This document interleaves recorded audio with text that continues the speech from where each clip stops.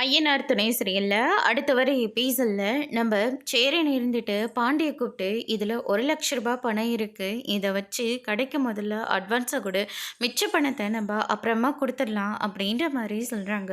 அதுக்கு அடுத்ததாக பாண்டிய இருந்துட்டு எதுக்குன்னு உங்களுக்கு கஷ்டம், நான் என் தம்பிக்காக விருப்பப்பட்டு செய்கிறேன், இதில் என்னடா கஷ்டம் இருக்க போது, இங்கே பாரு நீ எதையும் பெருசாக எடுத்துக்காத, முதல்ல போய் கடைக்கு அட்வான்ஸ் கொடுக்குற வழியை பாரு அப்படின்ற மாதிரி சொல்லிடுறாங்க. அதுக்கு அடுத்ததாக நம்ம சோழன் இருந்துட்டு இந்த அண்ணனோட பங்கு 60,000 அப்படின்னு சொல்லிட்டு சோழன் வந்து பணத்தை கொடுக்குறாங்க. நீ எப்படா டேய் நீ என் தம்பிடா அப்படின்ற மாதிரி சொல்லிடுறாங்க. டேய் சோழா நான் இது எதிர்பார்க்கவே இல்லைடா அப்படின்னு சொல்லிட்டு ரொம்பவே சந்தோஷப்படுறாங்க. நிலா இருந்துட்டு இது என்னுடைய ஷேரு 80,000 இருக்குது அப்படின்ற மாதிரி சொல்கிறாங்க.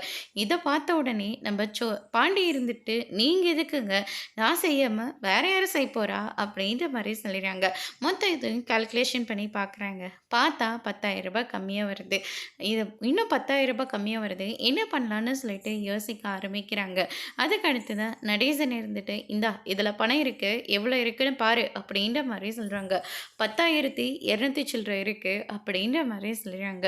சரி இந்த படத்தெல்லாம் எடுத்துகிட்டு போய் முதல்ல கடையை வந்து ரெஜிஸ்ட்ரேஷன் பண்ண சொல்லு அப்படின்ற மாதிரி நடேசன் வந்து சொல்லிடுறாங்க. பாண்டி நடேசன் அப்படி சொன்ன உடனே பயங்கரமாக ஷாக் ஆகுறாங்க.